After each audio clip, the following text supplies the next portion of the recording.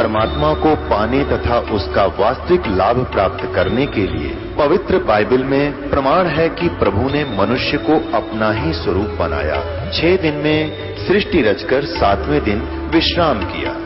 कुरान शरीफ में प्रमाण है कि हजरत मोहम्मद को खुदा स्वयं कह रहे हैं कि मैंने तुम्हें उस परमात्मा की महिमा बताने के लिए भेजा है। वो परमात्मा कबीर है जिसने 6 दिन में सृष्टि रची तथा 7वें दिन तख्त पर जा विराजा। उसकी खबर किसी बाखबर से पूछकर तो देखो। कृपया अवश्य सुनिए जगत गुरु तत्वदर्शी संत रामपाल जी महाराज के अमृत वचन। परमात्मा सतलोक से चलकर आए शिशु रूप धारण करके लहर तारा तालाब में कमल के फूल पर विराजमान होने के लिए आए, तो उस समय एक अष्टानंद नाम के ऋषि जी, जो महर्षि रामानंद जी के शिष्य थे। रामानंद जी भी ब्राह्मण थे, 4 वेदों के, गीता के और 18 पुराणों के वो मर्मज्ञ माने जाते थे। उन्होंने 1400 ऋषि शिष्य बना रखे थे। उनमें से एक ऋषि अष्टानंद जी थे। वो भी सुबह सुबह स्नान वहाँ उस पवित्र जल में करने जाते थे और वहीं बैठकर एकांत स्थान पर अपने गुरुजी द्वारा प्राप्त उस साधना का अभ्यास करते थे। उस दिन भी जब वो परमात्मा सतलोक से जब आए तो क्या देखा अष्टानंद ने कि ऊपर से एक प्रकाश का पुंज, प्रकाश का गोला आ रहा है। अब जो उसने ऊपर को देखा तो एकदम उसकी आंखें उस तेज को सहन नहीं कर सकी, आंखें बंद होगी। आंखें बंद होने के बाद उसने क्या देखा, जैसे हम सूर्य की तरफ देख लेते हैं, हमारी आंखें ज़्यादा समय नहीं देख सकती, आंखें बंद हो जाती हैं, या दूसरी तरफ हम करके देखते हैं तो सूर्य का प्रकाश रहित आकार दिखाई देता है। ठीक इसी प्रकार अष्टानंद की जब आंखें खुली तो क्या देखा उसने, आंखें बंद करी, उसमें भी दिखाई देता वो आकार। क्या देखा कि नवजात शिशु दिखाई दे रहा है उसको, और उसी का वो प्रकाश था। लहर तारा तालाब में कमल के फूल पर आते ही वो परमात्मा ने वो सारा अपना प्रकाश सिमेट लिया और नवजात शिशु रूप में वहाँ पर विराजमान हुए। अष्टानंद जी तो उठकर चले गए, भी ये अपने गुरु जी से पूछूंगा मैं कि मेरी भक्ति की उपलब्धि है या मेरा कोई भ्रम है। तो वो इसलिए उठकर चला गया। जा करके रामानंद जी से प्रार्थना की कि गुरुदेव ऐसे ऐसे मैंने ऊपर से एक प्रकाश का गोला आता देखा, उसको मैं देख नहीं सका, मेरी आंखें बंद होगी। फिर मैंने देखा कि उसमें एक नवजात शिशु नजर आया। ये क्या लीला थी, मेरी भक्ति की उपलब्धि है या कुछ मेरा भ्रम है? तो रामानंद जी ने कहा कि बेटा ऐसी स्थिति जब होती है तो ऊपर के लोकों से अवतार आते हैं और वो यहाँ किसी माँ के गर्भ में स्थान पाएंगे और फिर बाहर आकर लीला करेंगे। अब रामानंद जी को इतना ज्ञान था कि इनके अवतार माँ से ही पैदा होते हैं, हर ये अवतार तो परमात्मा है, ये किसी माँ से जन्म नहीं लेता, स्वयंभू है, स्वयं आकर वहाँ प्रकट हुए। नीरू निमा प्रतिदिन की तरह स्नान करने के लिए जा रहे थे और पहले दिन किसी ने, रिश्तेदार ने आकर वह नीमा चंगरा दी कि उसका संतान थी कोई ना, उम्र 60 के आसपास होगी थी। अब कोई रिश्तेदार आता है तो वो यही इंजेक्शन लगाया करता जिसका संतान ना हो। हे भगवान, एक जातक तो चाहिए था, हे परमात्मा एक बालक तो होना चाहिए था थारे, तुम्हारा भी संसार में साझा हो जाता। अब ये ज्ञान था हमारा। कोई आ गया ऐसे पहले दिन, भूल सी पड़ रही थी, वो ताज़ा करगी कोई माई आकर उसने, तो सुबह उठकर नीमा रोती हुई जा रही थी और नीरू भी कहाँ स्नान करने के लिए जहाँ वो प्रतिदिन जाया करते थे लहर तारा पर, तालाब पर। अब नीमा रोती हुई चल रही है और कह रही है, और ये भगवान शिव के पुजारी थे, बेशक मुसलमान बन गए थे पर वो अर्धत नहीं निकले भगवान शिव जी उनके। भगवान शिव से प्रार्थना कर रही है, हे भगवान शिव जी, आपके घर में के बालकों की कमी होगी, आप तो समर्थ दाता हो, आप सब कुछ कर सकते हो, मुझे भी एक लाल दे देते, एक बालक दे देते, ये भगवान मेरा भी संसार में साझा हो जाता।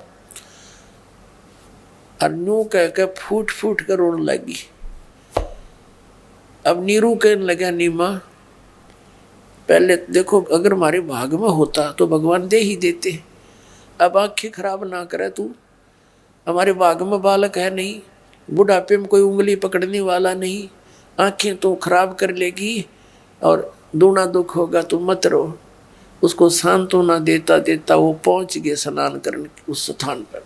अब पहले नीमा स्नान करने गई, स्नान करके वो बाहर आ गई ब्रह्म मुहूर्त में, सूर्य उदय होने से 1.5 घंटा पूर्व के समय को ब्रह्म मुहूर्त कहते हैं। तो उस समय अंधेरा सा होता है। नीमा स्नान करके बाहर आ गई, 10, 15, 20 मिनट जिसी उसने लाई। उसके बाद फिर वो नीरू चला गया स्नान करने के लिए उस तालाब में।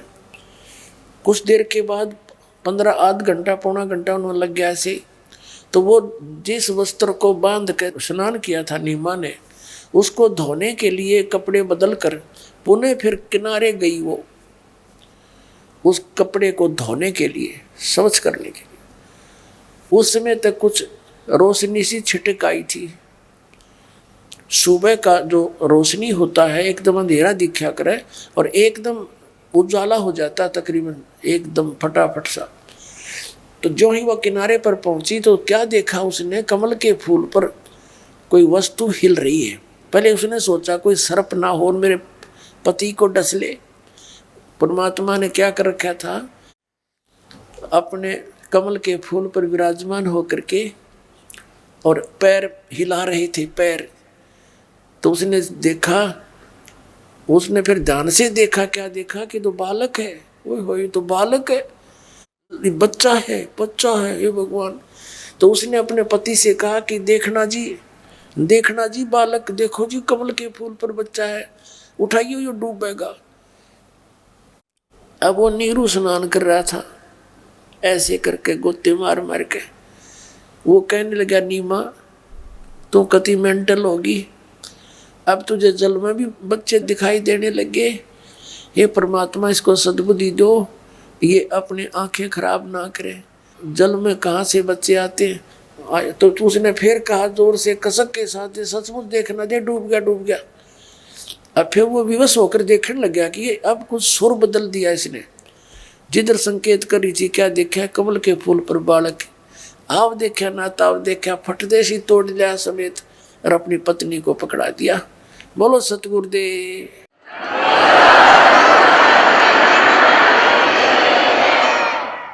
अब नीमा उस बच्चे ने लेके बाहर आ गई।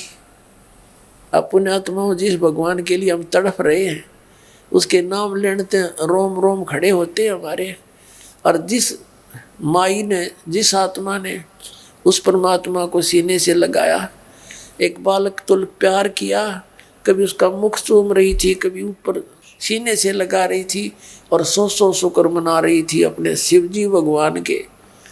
पुण्यात्मा में भगवान के 9 नंबर बनते रहे। करे करा हुए साइया मन में लहर उठा, दादू सिरदर जीव का वो आप बगल हो जा। जगत का पेख ना पेख्या, धनी का नाम ना लेखा। अब नीरू नीमा कहते नहीं होगी, भगवान शंकर ने दे दिया बेटा, पुत्र मिल गया। और वो थे खुद देने वाले, खुद ही दाता, वहां उसकी गोदी में बैठे थे। तो पुण्यात्मा अभी तक हम यही भूल में रह गए।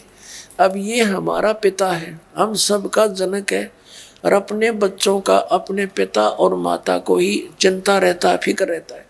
तो जो भी कोई साधना हम करते हैं या पूर्व जन्म का जो संस्कार है, वो ये परमात्मा ही देता है और निमित्त बनाता है इन ब्रह्मा विष्णु महेश को। तो इस प्रकार इनको ही हम पूज्य मानने लगे, उस मालिक को भूल गए। तो वो ज्ञान कराने के लिए वो दाता स्वयं आते। तो जो प्रसंग चल रहा है आज का, अब शॉर्ट करके दास चलता है। अब नीरू नीमा दोनों उस बालक को घर ले आए। नीरू ने चाहा था कि इसको ना ले चले, लोग विरोध करेंगे, पूछेंगे कहाँ से लाए हो, इसके माता पिता बताओ। तो वहाँ काफ़ी उनका दोनों पति पत्नी का भी विवाद हुआ था। लेकिन नीमा नहीं मानी थी कि मैं इस बिना मर जाऊंगी पर इस बच्चे ने छोड़ूंगी नहीं। नीरू ने कहा था तो इसको यही छोड़ दे, ये बच्चा भी छीन लेगी जनता। और हमें नगरी से निकाल देंगे। वो कहने लगी मैं इसको लेकर देश निकाला भी ले लूंगी, पर इसको छोड़ूंगी नहीं। तो परमात्मा ने स्वयं कहा था कि नीरू तो मुझे घर ले चल, मैं तुम्हारे लिए आया हूँ। फिर ये डर गया था कि कहीं कोई फरिश्ता ना हो, कोई सिद्ध आत्मा हो, तुझे बद्दुआ दे दे। चुप करके आ गया, बोलिया नहीं। फिर अब बात को ज्यादा ना बढ़ा करके दास क्या कहना चाहेगा कि 25 दिन के हो गए ये भगवान, 25 दिन के लीला में शरीर में 25 दिन के हो गए। ना दूध पीवे यहाँ के संसार का, ना अन्न खावे, और शरीर ऐसा पुष्ट जैसे बालक 1 किलो दूध डेली पीता हो। अब 25 दिन बीत गए, नीमा की चिंता का ठिकाना नहीं रहा, और उसने देख लिया ये बालक मरेगा जब खाता ना पीता। अपने भगवान शिव जी से प्रार्थना करने लगी, हे भगवान, या तो आपने यो लाल देना नहीं था, हे मालिक अब देकर ले रहे हो, आपकी दासी ये बालक मर गया तो साथ मरूंगी, उसी दिन मैं आत्महत्या कर लूंगी, इसकी मृत्यु होती मैं जी नहीं सकती। अब परमात्मा कबीर जी वहाँ लेटे हुए उनके घर में और प्रार्थना कर रहे शिव जी थे। तो परमात्मा ने देखा कि अब बुढ़िया मरेगी और मेरा के मरना में तो ना पीऊँ खाऊं तो भी मालिक से हो।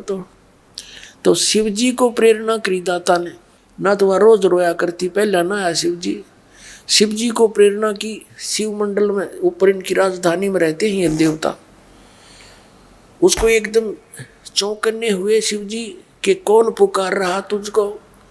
वहां से एक साधु का रूप बना के, संत का रूप बना के शिव जी आगे पूछा कि माई क्यों रो रही है। उसने अपनी सारा दुख बताया कि मेरे भगवान शिव जी ने एक पुत्र दिया, हमारे संतान नहीं थी, कमल के फूल पर मिला, अब ये कुछ खाता पीता नहीं महाराज, अब ये मरेगा, साथ मरूंगी मैं, मेरा यूं दुख से। तब परमात्मा को शिव जी ने कहा साधु रूप में कि माई तेरा पुत्र दिखा कहाँ है। वो अल्याई पालने में तो ठाक है। अब माई ने सोचा साधु संत के पास बड़ी विद्या होती है, तो बच्चे को इसके चरणों में डाल दूं, यो जीवन दान दे देगा। तो साधु के चरणों में डालना चाहा कबीर जी बच्चे को, तो परमात्मा उसके हाथों से उठकर, नीमा के हाथों से छूटकर हवा में रुक गए भगवान शंकर के सिर के बराबर में। अब वो हैरान थी। अब वह नीमा तन्नो सोच रही थी बाबा जी बड़ा करामाती है, इसमें ये शक्ति है, मेरे बच्चे को हवा में उड़ा दिया। फिर भगवान शिव ने साधु रूप में ऐसे हाथ किया जैसे बच्चे को गोदी में लेने का प्रयत्न करते हैं, तो परमात्मा उसके हाथों में गोदी में आ गए। और कबीर जी ने 7 बार चर्चा करी, अपनी बातें बतलाई और शिव जी से कहा कि महाराज आप एक कुंवारी गाय मंगा लो, उसके ऊपर आप अपना हाथ रख देना। कबीर जी ने कहा बालक रूप में, और वो कुंवारी गाय फिर दूध दिया करेगी, मैं वो दूध पिया करूंगा। माई को वो बच्चा संभलवा दिया कि माई तेरे बच्चे को लेटा दे और एक कुंवारी गाय ले आओ तुम कहीं से। अब नीमा ने अपने पति को बुलाया, नीरू को, और उससे सारी कथा सुनाई कि ये महाराज जी ऐसे ऐसे कह रहे हैं, एक कुंवारी गाय ले आओ, अपना बालक बच जाएगा। अब नीरू गया, एक कुंवारी गाय ले आया, बछिया सी, और एक कुम्हार के पवित्र ताज़ा मटका लिया, छोटा सा बर्तन, 5-7 किलो 4-5 लीटर उसमें जल आ जा, दूध आ जावे ऐसा। अब उस शिव जी ने कहा महात्मा रूप में कि आप इस बछिया के नीचे इस पात्र को कर लो। उसने ऐसे पात्र रख लिया, शिव जी ने महात्मा रूप में उसका आशीर्वाद दिया गाय को, अपने आप सतनों में दूध आ गया और लंबे लंबे सतन होकर लगे धार चलने। वो पात्र भर के बंद हो गया और शिव जी अंतर ध्यान हो गया। और वो बच्चे को दूध दिया, परमात्मा को गट गट पिया।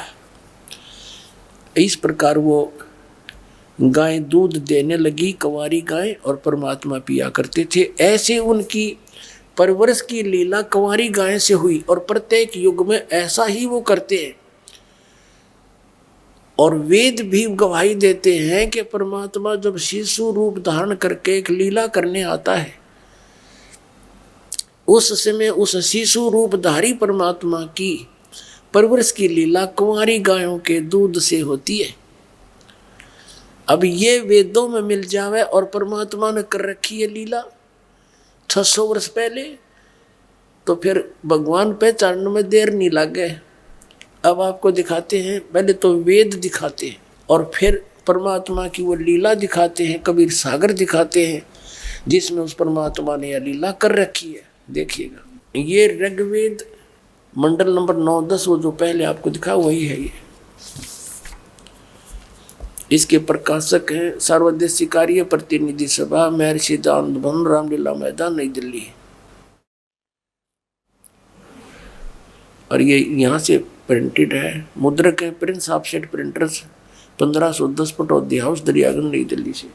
इसके ऋग्वेद मंडल नंबर 9 का और प्रथम सूक्त आपको दिखाते हैं। ये नौवां मंडल है ये, और ये प्रथम सूक्त का प्रथम मंत्र। अब यहाँ से शुरू करते हैं। प्रथम मंत्र में परमात्मा की महिमा बताई है कि परमात्मन। फिर दूसरे मंत्र में ऋग्वेद मंडल नंबर 9 सूक्त 1 का मंत्र नंबर 2 में भी हे परमात्मन आप। अब इसमें मंत्र नंबर 3 में भी हे परमात्मन, मंत्र नंबर 4 में भी हे परमात्मन आप, यानी परमात्मा की महिमा आ रही है। और 5 में भी हे परमात्मन। अब ऋग्वेद मंडल नंबर 9 सूक्त 1 मंत्र 6 में भी हे परमात्मन, यानी परमात्मा के विषय में जानकारी चल रही है। अब यहाँ आकर इन आर्य समाज के आचार्यों और ऋषियों को याद आ गया कि परमात्मा तो हम निराकार बताते हैं, तो यहाँ उन्होंने उस पुरुष को लिखना शुरू कर दिया। वह सब जगह परमात्मा का जिक्र है, यहाँ पुरुष हटा दिया इन्हें, कोई समझे ना आगा। अब हम ऋग्वेद मंडल नंबर 9 सूक्त 1 के मंत्र 8 और 9 में प्रमाणित करेंगे। यहाँ लिखा है, उस पुरुष को उग्र गतियाँ प्रेरणा करती हैं, भासमान शरीर को वह पुरुष यानी वह परमात्मा प्राप्त होता है। अब यहाँ पहले तो ये देखेंगे पुरुष माने क्या होता है, परमात्मा पूर्ण ब्रह्म, इस महर्षि के ही शब्दों में। अब यजुर्वेद उठा दिया हमने, पुण्यात्माओं जीविका के लिए पढ़ना ये तो एक अन्य बात है, सामान्य बात है, और आत्म कल्याण के लिए ज्ञान होना ये एक बहुत गजब की बात है। और इसके बिना आपका जीवन व्यर्थ है, चाहे आप बड़ा राष्ट्रपति बन जाना, ये भक्ति नहीं है तो यूजलेस जीवन है आपका। और इसके लिए आपने समय मिला है, यह धन्य है आपके जन्म, धन्य है आपकी किस्मत, और धन्य है आपके माता पिता जिनसे जन्म हुआ। ऐसे समय में मनुष्य जन्म इस दास को परमात्मा ने भेज रखा है इस सारे ज्ञान को प्रकाशित करने के लिए, और ऐसे समय में आपका जन्म है, धन्य हो गए हो तुम, सत्कर मान लेना। तो इसलिए समय निकालना।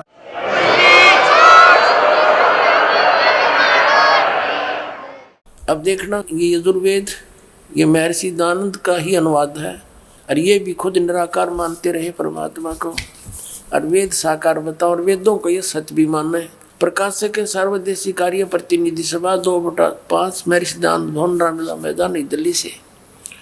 महर्षि दानंद सरस्वती कृत इसके अनुवाद करता ये है, और ये वही मुद्रक है Prince offset printers, 1510 Pataudi house, Daryaganj, नई दिल्ली से।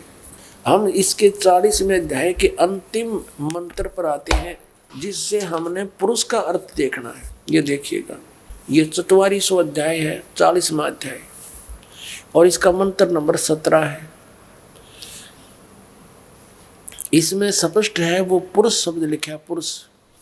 हमने पुरुष का अर्थ देखना है इन्हीं की शब्दों में। हे मनुष्य, जिस ज्योत स्वरूपी रक्षक मुझ से, ये गीता ज्ञान दाता भी ये ज्योत स्वरूपी काल है, और वेद ज्ञान भी इसी को मालिक ने दिए थे, इसने आगे प्रचार किया है। अविनाशी यथार्थ कारण के आच्छादित मुख के तुल्य उत्तम अंग का प्रकाश किया जाता है, जो वह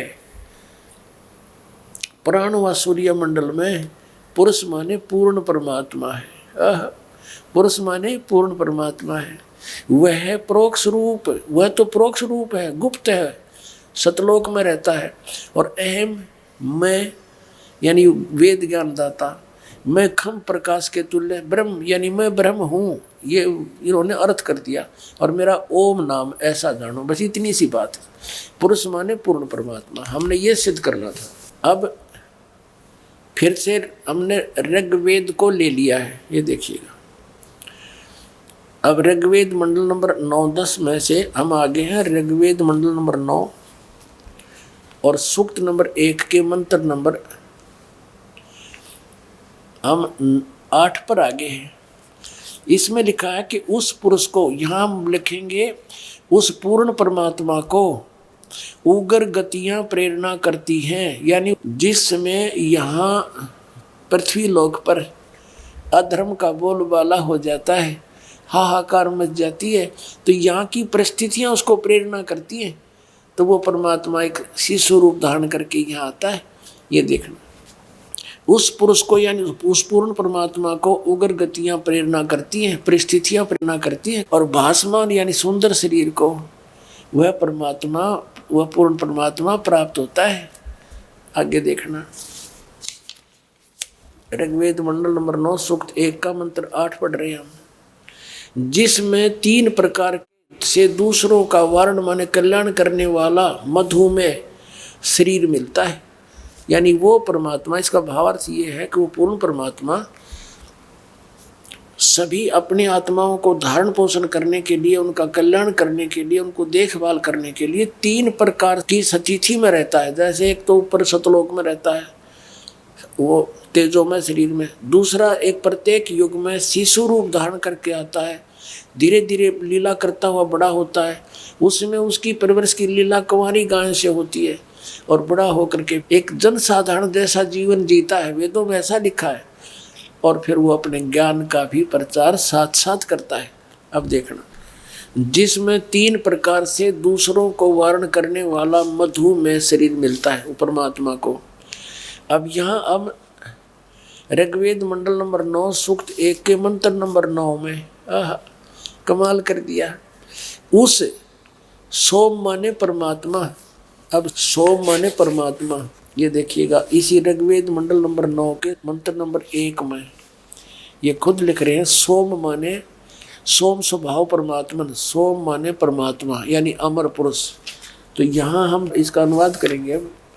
ऋग्वेद मंडल नंबर 9 सूक्त 1 के मंत्र 9 में आगे हम पुनः उस सोम स्वभाव वाले श्रद्धालु पूर्ण परमात्मा को, अमर पुरुष, पुरुष माने परमात्मा और सोम माने परमात्मा, इसका कोई अर्थ लगा लो, उस परमात्मा को जो शिशु रूप धारण करके आता है, जो शिशु रूप धारण करके आता है कुमार अवस्था में ही, अभी अधन्या, अभी माने सब प्रकार से, अधन्या माने, यार अर्थ गलत कर दिया इन्होंने, अधन्या माने बिना धनाई, कुमारी, अभी अधन्या यानी कंप्लीट अनटच्ड, कुंवारी गायों, गौओं, धेनो माने गौओं, गौएं तृप्त करती है। इसका अर्थ है कि उस सोम स्वभाव वाले पुरुष यानी अमर परमात्मा जो शिशु रूप धारण करके आता है, अभी अधन्या माने पूर्ण रूप से कुंवारी, अधन्या अहिंसनीय, जो सांड के द्वारा कभी टच ना की गई हो, जाके संग बैल नहीं लागा, अभी अधन्या का ये अर्थ है, पूर्ण रूप से कुंवारी। गौएं उसको तृप्त करती है, यानी उसकी परवरिश की लीला उन कुंवारी गायों के द्वारा होती है। इति सिद्धम, यहाँ इतना ही सिद्ध करना था। अब ये तो हमारे वेद बता रहे हैं कि वो पूर्ण परमात्मा कबीर देव उसका नाम है, और वो वहाँ से चलकर आता है, उसकी 3 स्थिति में वो सब लीला करता है अपने शरीर के 3 प्रकार से। अब वेदों ने बता दिया कि जब वो शिशु रूप धारण करके आता है तो उसकी परवरिश की लीला कुंवारी गायों से होती है। तो ऐसी लीला किस भगवान ने कर रखी है जिसकी कुंवारी गायों से परवरिश हुई हो? तो जिसकी जीवनी के अंदर ऐसा लिखा है, और जो वेदों से मेल खाता ही इज गॉड, जिसके विषय में वेद बता रहे हैं। अब देखो कबीर सागर, ये संपूर्ण 11 भाग, खेमराज श्री कृष्ण दास प्रकाशन, मुंबई। कबीर पंथी भारत पथी स्वामी युगलानंद बिहारी द्वारा परिष्कृत। मुद्रक है खेमराज श्री कृष्ण दास, अध्यक्ष श्री वेंकटेश्वर प्रेस, खेमराज श्री कृष्ण दास मार्ग, मुंबई। ये इसके ज्ञान सागर नामक एक चैप्टर है। इस अध्याय के 74 पृष्ठ पर क्या लिखा है कि सुन जुल्हा मन भयो आनंदा, जिमी चकोर पायो निश्चंदा निशी चंदा। यानी उस पुत्र को प्राप्त करके जुल्हा इतना खुश हो गया जैसे चकोर पक्षी को रात्रि में चांद दिखाई दे जाया करे। ले सुत चले हर्ष मन कीना, तासो पुन अस बोल ही दीना। सुत काशी को ले चले, लोग देखण ते आव, अन्न पानी भक्से नहीं, जुल्हा शोक मनावे। यानी परमात्मा वो बालक जो है कुछ भी नहीं खावा था, तो जुल्हा यानी नीरू दुखी हो गया। तब जुल्हा मन कीन दीवाना, रामानंद सो कही उत्पाना। रामानंद ऋषि से दुख व्यक्त किया कि ऐसे मेरा बेटा कुछ खाता नहीं है, हमें एक जंगल में पुत्र प्राप्त हुआ। मैं सुत पायो बड़ा गुणवंता, कारण कौन बखे नहीं संता। रामानंद ध्यान तब धारा, जुल्हा को तब असवचन उचारा। पूर्व जन्म तब ब्राह्मण जाति, हरि सेवा की निबल बाती। तुम सेवा हर की चूका, ताते भयो जुल्हा का रूपा। प्रीति प्रभु गही तोर लेनी, ताते उद्धान में सुत तो है दीना। ये तो रामानंद जी अपनी अटकल ला रहा है कि तू पहले ब्राह्मण था, इनका तुम जुल्हा बन गया, तेरे से कोई गलती होगी, इसलिए परमात्मा ने तुझे जंगल में एक पुत्र दिया। अब ये नीरू वचन, हे प्रभु जस की नो तस पायो, आरत हो तो दर्शन आयो। संकट में मैं तेरे पास आया हूँ, मैंने जैसा करा मैंने भोग लिया। सो कहिए उपाय गुसाई, बालक अक्सु दावंत कुछ खाई। ऐसा उपाय बताइए कि ये बालक भूखा कुछ खा ले। रामानंद अस युक्ति विचारा, तुम सुत कोई ज्ञानी अवतारा। बचिया जाई बैल नहीं लागा, सो ले ठाड़ करो ते आगा। ओए होए। अब रामानंद जी क्या बता रहे हैं कि एक बछिया ले आओ जिसको बैल ने टच ना करया हो कभी भी, और उसको ला करके उसके आगे खड़ी कर देना। दूध चले ते ही छनते, दूध ही धरो छिपाई। अक्षुदावंत जब होवे ताको देखवाई। जुल्हा एक बछिया ले आवा, कंवारी बछिया ले आया, और चलो दूत कोई मरम ना पावा। चलो दूत जुल्हा हरसाना, राख छिपाई काहो नहीं जाना। पुण्यात्माओं, आज का जो सत्संग दास सुनाना चाह रहा था आपको, उसकी भूमिका बना रहा हुई भी है। और जब तक यह भूमिका बनेगी इतना ही सत्संग का समय पूरा हो लेगा। जो दास आज आपको सुनाना चाहा था, ये सारा अभी लाया हूँ इकट्ठा करके, इसका बेस बनाया आज के सत्संग का। अब इसमें क्या है, जैसे पवित्र कबीर सागर है, और आज प्रसंग शुरू किया था कि काल ने न्यू कहा था कि मैं तेरे पीछे जब तुम जाओगे, तेरे नाम से 12 नकली पंथ चलाऊंगा कबीर नाम तय, और वो सभी कबीर पंथी को आवेंगे और नाम मेरा नकली देंगे, और वो सब जीवों को फंसा कर मेरे ही जाल में रखेंगे। तो परमात्मा को पता था कि काल कहाँ कहाँ बिगाड़ करेगा। अब इन कबीर पंथियों का समझ में नहीं आया, जहाँ पर इन्होंने क्यों पहले हस्तलिखित थे कबीर वाणी कबीर सागर, तो इन्होंने अपने सूझबूझ से जहाँ इनकी समझ न काम करा उसको वहीं से काट पीट कर अपने अनुकूल इस कबीर सागर में कुछ फेर बदल कर दिया। परमात्मा को मालूम था कि ये जुल्म करवाएगा, तो अपनी प्यारी आत्मा गरीबदास जी को सन 1727 में परमात्मा आकर मिले थे और सचखंड लेकर गए थे। एक सारा दिन ऊपर घुमाया, सारा कुछ दिखाया और उसको वापस छोड़ दिया था। जब गरीबदास जी को मृत जानकर, 10 वर्ष के बालक थे, मृत जानकर चिता पर रख दिया था, उसी समय परमात्मा ने उस प्यारी आत्मा को वापस छोड़ दिया था। फिर गरीबदास जी ने खड़ा होकर के अपने आप फिर उस परमात्मा की वाणी, जो आंखों देखा हाल था, वो सारा परमात्मा ने सारा ज्ञान फीड कर दिया उनमें। और वो गरीबदास साहिब जी के द्वारा परमात्मा की यथार्थ महिमा फिर से चित्रित करवा दी दाता ने। और इस दास का निकास इस गरीबदास पंथ से है। और ये दास खूब परिचित है उनकी नस नस से। तो क्या करते थे कि हाथ से लिखा हुआ था गरीबदास जी का ग्रंथ, फिर ये प्रिंट किया गया। इसमें कुछ ऐसी बातें हैं जो बहुत गूढ़ और गहरी हैं। तो एक आधे संत ने इसमें कुछ परिवर्तन करने की सोची थी, तो उसको पैरालिसिस हो गया, अधरंग मार गया उसको। उसके बाद गरीबदास पंथ में ये धारणा होगी कि यदि किसी ने इस गरीबदास साहिब जी के बोले गए शब्दों में जरा सी भी 19-21 कर दी, उसकी ये दुर्गति हो जाएगी। तो किसी ने उसको छेड़ा नहीं, ये सुरक्षित रखवाना था। और ये सुप्रसिद्ध होया नहीं, इन नकली पंथों का हाथ लग गया नहीं यो ग्रंथ। और जो गरीबदास जी हैं उनमें इनका कख नहीं पता, ये परमात्मा ने बोल के रखा है। तो इस दास पर रजा हुई इस गरीबदास के ही पंथ में, जो 12वां पंथ कबीर साहब का ही पंथ है, 12वां गरीबदास का पंथ, उसमें इस दास को भेजा। और फिर गरीबदास जी के द्वारा जो परमात्मा ने अपनी महिमा की वाणी प्रकट करवाई, उसको अच्छी तरह जाना और समझा, और फिर उसका यो प्रचार शुरू किया। अब ये सत्संग शुरू होगा आज का, जो करना चाहूँ था मैं। अब सुनिएगा।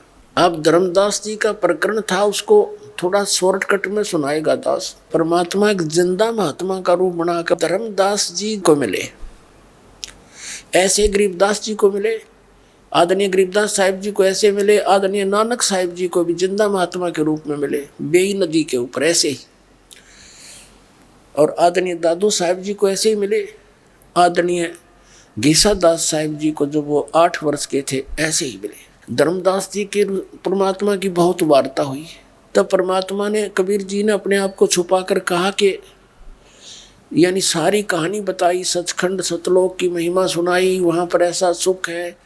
तो धर्मदास जी को भी परमात्मा सचखंड लेकर गए थे, जैसे आदरणीय नानक देव साहिब जी को ले गए थे, जैसे आदरणीय दादू साहिब जी को लेकर गए थे, जैसे आदरणीय गरीबदास साहिब जी को लेकर गए थे, ऐसे ही लेकर गए थे। फिर उन दृढ़ भक्तों को वापस छोड़ा था, अच्छी आत्माओं को। तो धर्मदास जी जब परिचित हो गए उस सतलोक से आंखों देखकर, जब परमात्मा सतलोक में धर्मदास साहिब जी को लेकर गए तो उसका शरीर अचेत पड़ा रहा, 3 दिन तक बेहोश रहे वो। तीसरे दिन छोड़े आकर के वो एकदम उठ कर देखा, जो ऊपर भगवान देखे थे, और वही फिर काशी में मिले। उन्होंने कहा कि मैं बनारस में रहता हूँ, वहाँ आ जाना। तो वहाँ जाकर देखा वही परमात्मा जो सतलोक में देखा था, वही काशी में बनारस में कपड़ा बुन रहा है, चरणों में गिर गए, बुरी तरह रोए। फिर परमात्मा का उनका काफी मिलन कई बार हुआ, ये शॉर्ट में बता रहा हूँ। तो परमात्मा कबीर जी धर्मदास जी के घर गए। आमनी देवी ने भी नाम ले लिया, जो उनकी पत्नी थी आमिना। लेकिन उनके एक पुत्र था इकलौता नारायण दास, उसने नाम नहीं लिया कबीर परमेश्वर जी से। उन्होंने गुरु धारण नहीं किया, क्योंकि वो काल का दूत था और अच्छी आत्मा के घर पे भेजा करे काल के, इसने यू भक्ति ना करने दे। अब धर्मदास ने बार बार अपने पुत्र नारायण दास से कहा, बेटा नाम ले ले, भगवान आए हैं ये। तो वो कहा करता, पिताजी आपकी बुद्धि काम ना करती, तो राम और कृष्ण से ऊपर भगवान बता रहे हो, आपने कहाँ से ज्ञान ले लिया, जुलाई 90 कहा लिया आपको। और धर्मदास आंखों देख रहा, वो कैसे मानो उस नादान बालक की बात को। जब कई बार प्रार्थना की परमात्मा से, हे परमात्मा मेरा बेटा काल के मुंह में जागा, आप इसको शरण में ले लो। परमात्मा ने खूब समझा लिया, नहीं मान्या। तब परमात्मा ने कहा, धर्मदास यू तेरा पुत्र नहीं, तेरा दुश्मन आ गया तेरे। एक काल है मृत्यु अंधा नाम का, एक काल का दूत है, और वो तेरे घर जन्म दे दिया काल ने। तेरे को डिस्टर्ब करने के लिए। अब पुत्र में इतना पागल धर्मदास जी, वह समझ में आवे नहीं उसके कि मेरा पुत्र मेरा दुश्मन कैसे। तब एक दिन परमात्मा ने कहा कि तेरे पुत्र ने बुला मेरे पास। अब नारायण दास आ गया। परमात्मा ने अपने ऐसे आशीर्वाद भरा हाथ उसकी तरफ किया और धर्मदास को कहा कि तेरे पुत्र को देख। अब क्या देखा, उसके अंदर का चेहरा दिखा। उसमें लंबे लंबे दांत, ओछा माथा, ऐसा विकराल शरीर अंदर से। धर्मदास कांप गया एकदम। ये देखिएगा अनुराग सागर है ये। यहां पर क्या लिखा है, यहाँ क्या लिखा है कि नाद बिंद जो पंथ चलावे, चूड़ामणि हंसन मुक्तावे। धर्मदास तो वंश अज्ञाना, चिन्ह नहीं वो अंश सैताना। जस कुछ आगे हुए भाई, सो चरित्र में कहूँ बुझाई। छठी पीढ़ी बिंद तो होई, और भूल वंश बिंदु तुम सोई। अब टकसारी को ले है पाना, तेरी छठी पीढ़ी में जो आवेगा, तेरी छठी पीढ़ी का तेरा वंश तेरे बिंद से, तो वो सब तत्व बिंदु को भूल जाएगा, वास्तविकता उसके अंदर नहीं रहेगी। टकसारी का ले है पाना, यानी किसी और से वो लेगा, दीक्षा लेगा। और अस्तो बिंद होए अज्ञान, तो तेरे वंशज इस प्रकार अज्ञानी हो जाएंगे। और चाल हमार सब तुम झाड़े, टकसारी का मत सब मांडे, यानी उस टकसारी पंथ होगा एक काल का, उसके उस वाली बातों को आगे बढ़ाओगा तेरा छठी पीढ़ी वाला। देखना अब छठी पीढ़ी बिंद तव होई, तेरा हुई, और भूल वंश बिंदु तो सोई। और टकसारी का ले है पाना, टकसारी से वो नाम लेकर उसी के ज्ञान को आगे बढ़ाओगा और उसके मत को आगे मांडेगा, उसी को चलाओगा। अब क्या बताया परमात्मा ने, आप अंश अधिक होता ही, नाद पुत्र से झगड़ कर ही होवे दुर्मत वंश तुम्हारा। तुम्हारे वंश फिर दुर्मति हो जाएंगे, और वचन वंश रोके बंटवारा। नाद पुत्र सो अंश हमारा, और तिन से हुए पंथ उजियारा। वचन वंश जो होए सचेता, बिंद तुम्हारा न मान्य होता। अब यहाँ परमात्मा सारा कुछ बताते हुए आ रहे हैं कि ये क्या कह रहे हैं कि जो नाद के होंगे ना, नाद के, एक तो वंश वचन से होते हैं जो, तो क्या बताते हैं, नाद पुत्र सो अंश हमारा, और तीन से हुए पंथ उजियारा।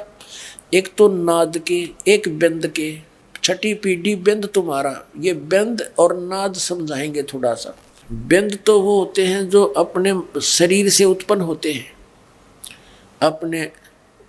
अपने पुत्र। और नाद के होते हैं वचन के, जैसे आपने मेरे वचन से, आप हमारे से जुड़ गए तो हमारे वचन के पुत्र हो गए तुम। तो परमात्मा ने कहा है कि जो मेरा नाद का पुत्र होगा ना, यानी जैसे कोई महंत परंपरा है, तो महंत परंपरा में क्या चलता है, बड़ा बेटा ही महंत गद्दी पर बैठता है, बड़ा पुत्र चाहे किसी नालायक हो उसी को बैठाते हैं। तो कहते वो नहीं चलेगा। तो जो नाद से होंगे, वचन के जो होंगे, जैसे मेरे पूज्य गुरुदेव जी छुटानी धाम जाते थे, वो अलग से परंपरा थी, महंत परंपरा वहीं से अलग से है। तो वो वचन के थे, नाद के थे, तो उन्हीं का शिष्य, उन्हीं का पुत्र, यानी नाद वाला शिष्य और पुत्र कहलाता है। तो ये दास है। तो परमात्मा ने कहा जो नाद वाला होगा ना, उससे मेरा वंश उजागर होगा, मेरा पंथ चलेगा, ये बिंद वाला तो नहीं चलेगा। ये स्पष्ट लिखा आपने पढ़ा, देखो। अब ये कंसेप्ट क्लियर नहीं होगा ना, इतना आपका समझ में नहीं आया बात। ये देखिए, अब यहाँ परमात्मा ने कहा है अनुराग सागर 140 पृष्ठ पे कि छठी पीढ़ी बिंद तो होई, भूल वंश बिंदु तो सोई।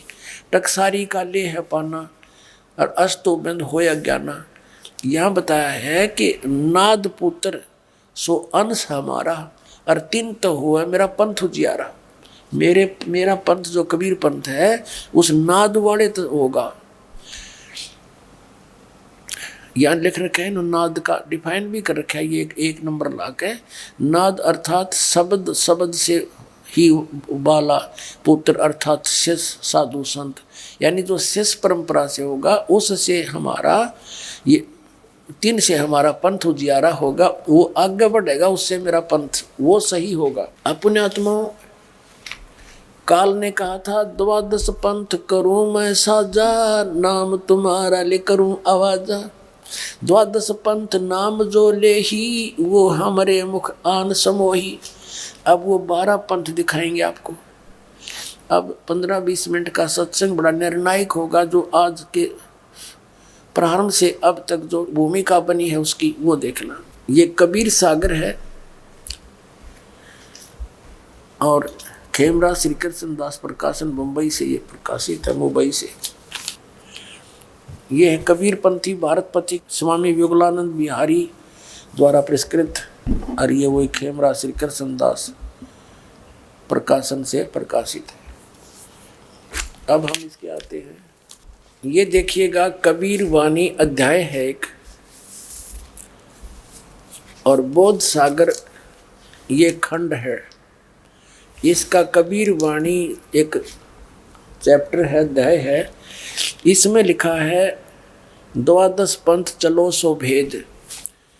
अब यहाँ परमात्मा की ये तो पद्य भाग में 12 पंथ काल फुरमाना, और भूले जीव न जाए ठिकाना।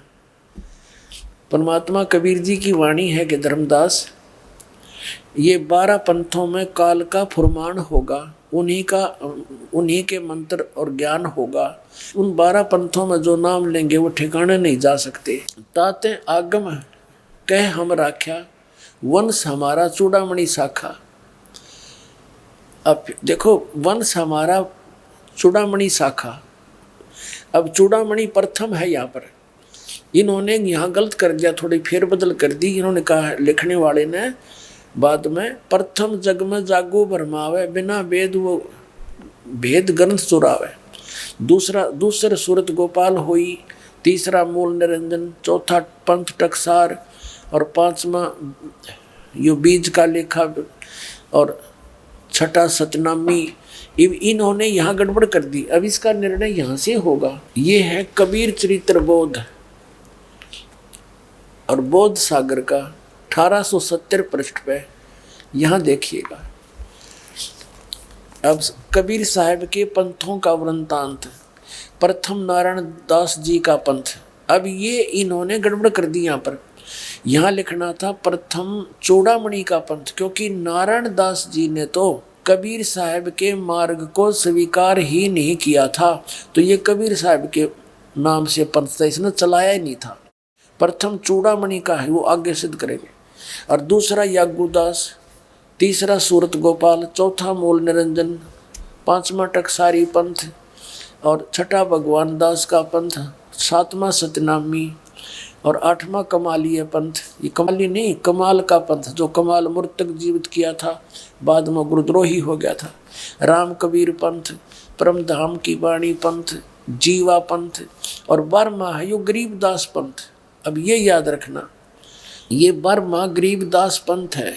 अब देखना, अब यहाँ निर्णय होगा। फिर हम आगे कबीर वाणी पर 136 पृष्ठ पे, यहाँ क्या लिखा है।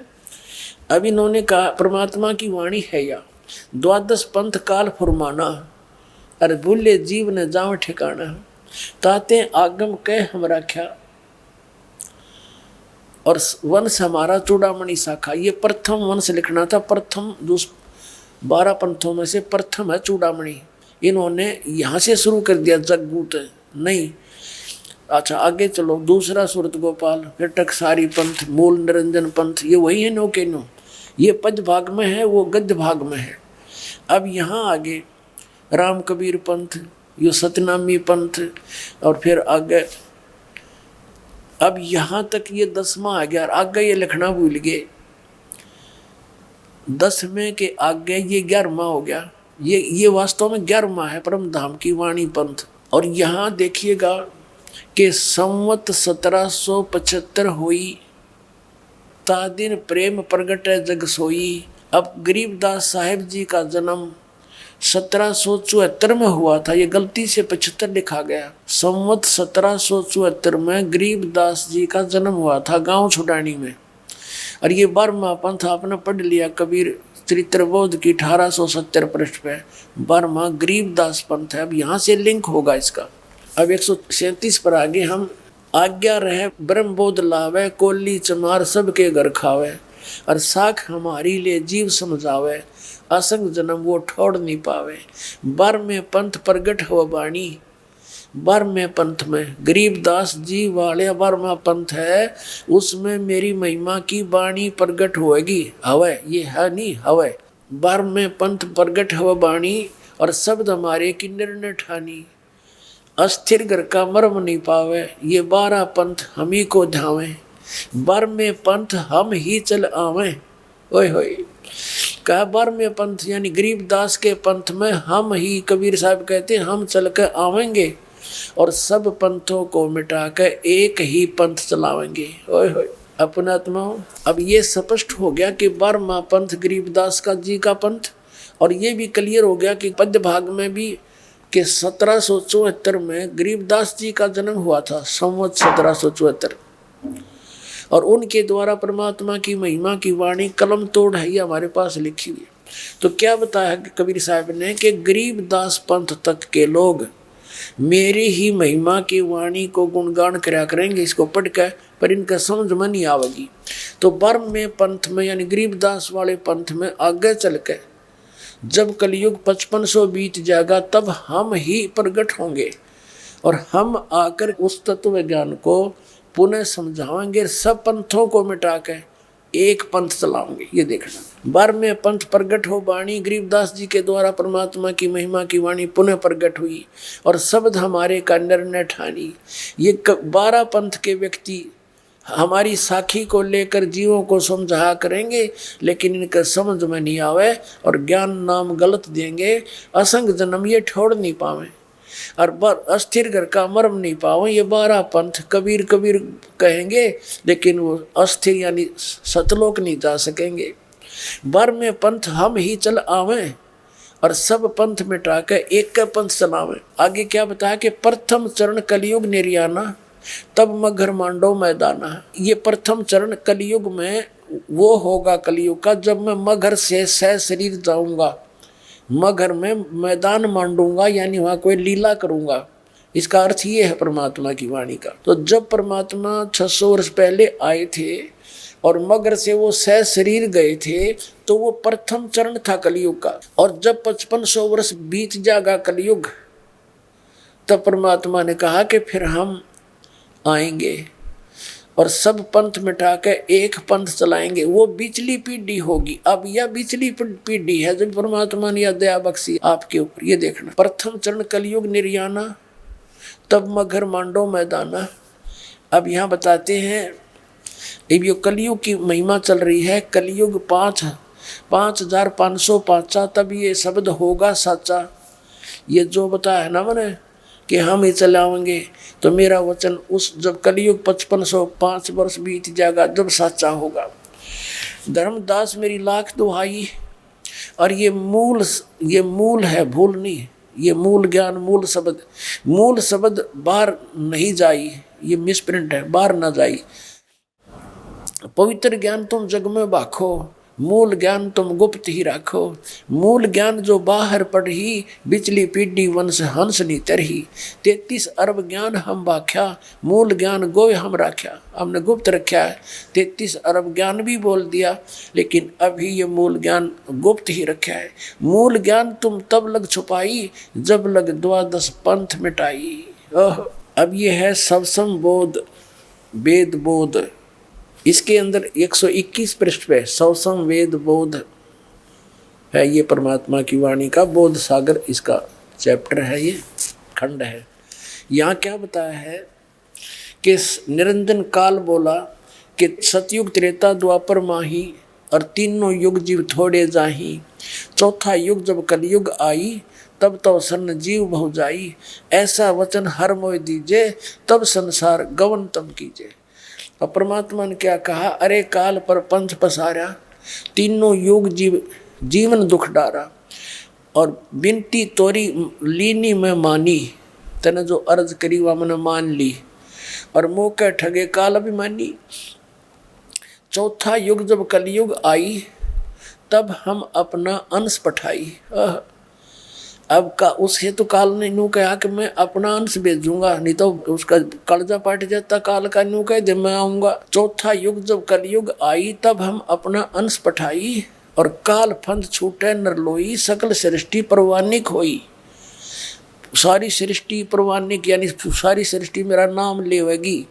और घर घर देखो बोध विचारा, सतनाम सब ठोड़ उचारा। यानी उस समय सतनाम को सारे उच्चारण होगा, सब जाप किया करेंगे। और 5500 पाचा तब ये वचन होगा साचा।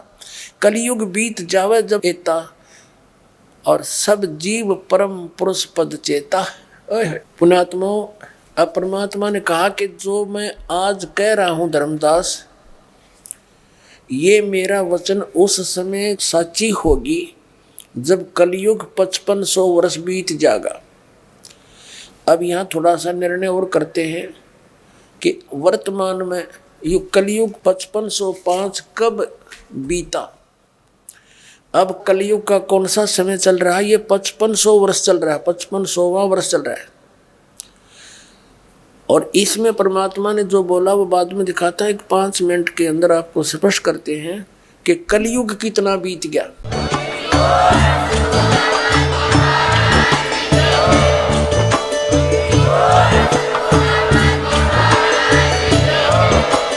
आप सुन रहे थे जगत गुरु तत्वदर्शी संत रामपाल जी महाराज जी के मंगल प्रवचन। अधिक जानकारी के लिए विजिट कीजिए हमारी वेबसाइट www.jagatgururampalji.org। संत रामपाल जी महाराज जी के शुभ आशीर्वाद से पूरे विश्व भर में 500 से भी ज्यादा नाम दीक्षा केंद्र हैं, जिन पर संत रामपाल जी महाराज जी द्वारा ऑनलाइन निशुल्क नाम दीक्षा दी जा रही है। अपने नजदीकी नाम दीक्षा केंद्र का पता करने के लिए संपर्क करें 8222880541।